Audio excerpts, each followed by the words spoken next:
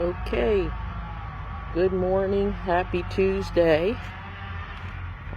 Did some more marathon writing last night up until this morning to get my proposal tightened up so I can get the next turn back in, and hopefully this is the final turn before it goes out to the rest of my committee for review. But this morning, Kai and I just kind of took a walk around our space. We didn't go into the park this morning because I want to get moving so I can get the rest of that done. But while we were walking out here, as we always do, we noticed the things that need to be maintenance. And I've come to the conclusion that I probably need to relocate this Italian fig that's under here, because the fringe tree, no matter how much I trim it back, it just wants to open itself up and spread, and it spreads so nicely and so happy.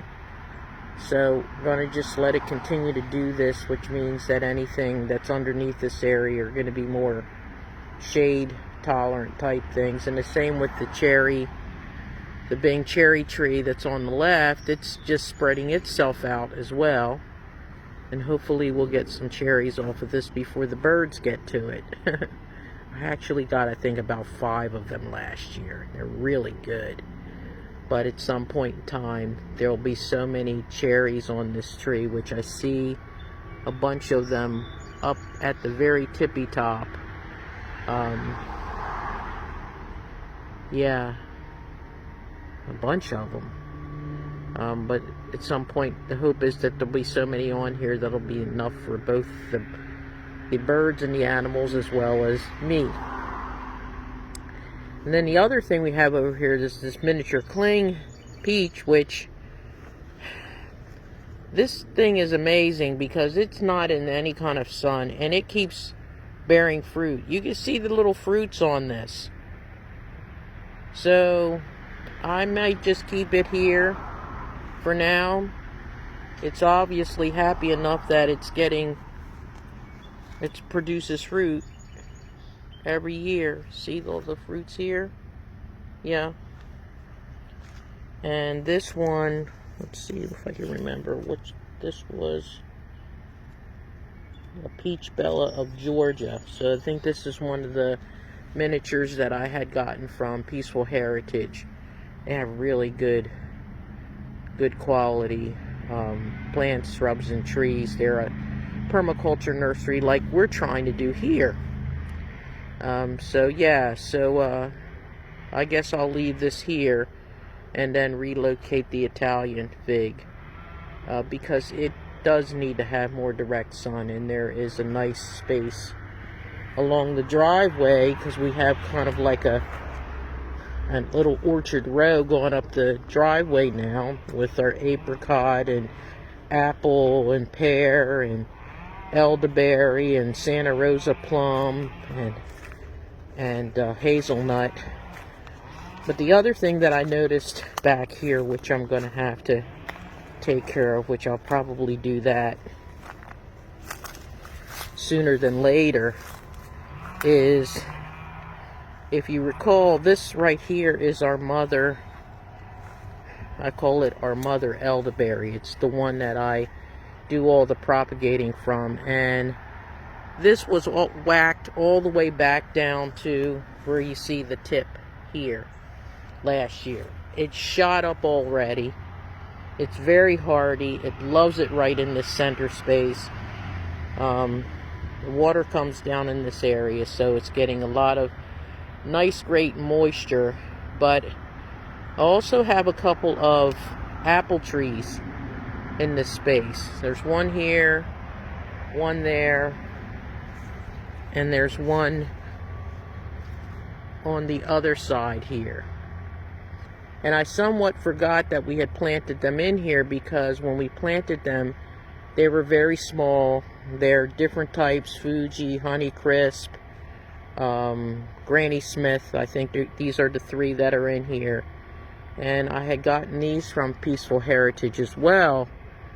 But there was so much overgrowth in this area that I trimmed back last year, that now it's exposed these 3 apple trees. So they're going to need to be relocated because this plum tree over here is huge. We have the chestnut tree right here, or the pecan tree right here. We have hazelnut, and then we have the elderberry, and all of these are just like spreading themselves out. So before these get too large, I'm going to move them to a different space just so everything can breathe nicely, because things are starting to get mature here, and we do want to keep the space open enough to allow the sun to come in, you know, so that things can bear fruit, because this area is very fruit and nut bearing and berry bearing in here. It was the area that had the most sun. So we have a couple areas right up in here that are open and be very good to put maybe 2 of the apple trees right near this hugelkultur bed, because I had limbed out this maple tree on this side. If you remember the very large branches that I chainsawed down last year, so it opened up all the sunny space on this side. And then I also trimmed back the holly tree that we had let grow as a sapling so it could create an extra border. There's some sassafras back there, and we have a cypress over here. So yeah, this little alcove here, and I'll probably move this little composting log area there. We can put maybe 2 of the apple trees here, and then I'll put one of the other ones along with this Italian fig that needs to be relocated up here along the drive. So I saw an ideal space, and that way, you know, they'll be getting enough direct sun, and also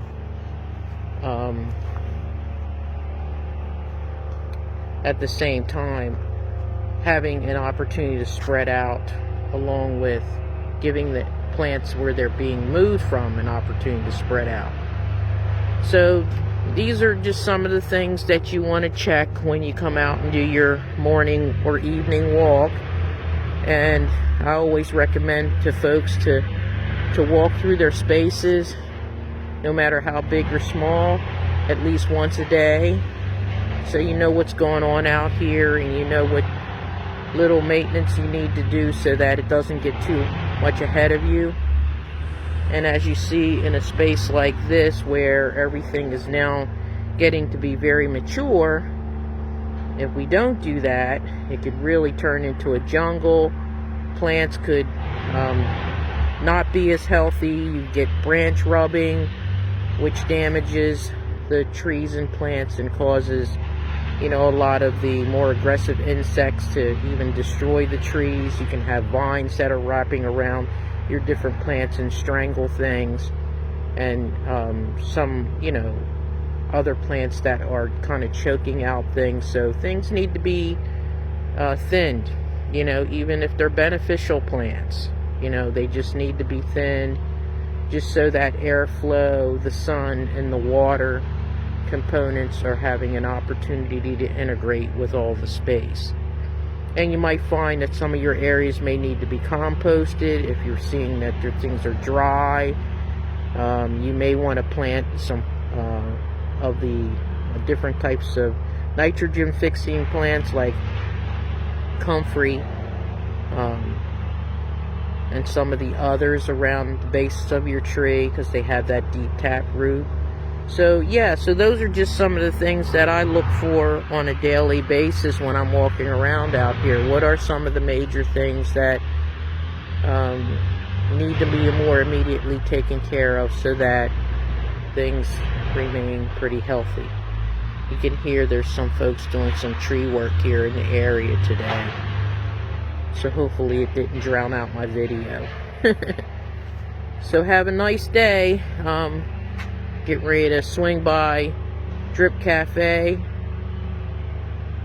Kai looks forward to this, and then we're gonna come back and I'm gonna get to writing.